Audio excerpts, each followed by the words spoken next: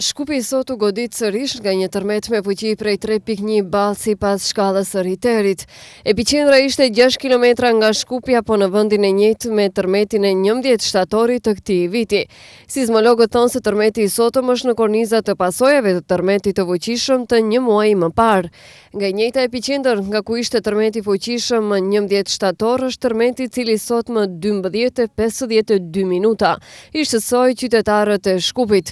Ndryshe tërmeti ishte me magnitud 3.1 ball sipas Richterit, ndërsa u ndje nga popullata me intensitet nga 4 deri 5 shkallë sipas shkallës evropiane mikrosizmike. Ky tërmet që ndodhi sot ishte në kornizat të aftershokut normal sismologjik, i cili ishte pasojë e tërmetit paraprak me magnitud prej 5.3 që ndodhi në shtator.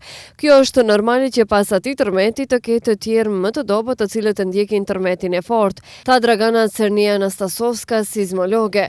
Sipas Anastasovskës, përsëritje tërmeteve të vogla pas atyre të mëdha mund të zgjasë nga një javë deri në 2 vjet.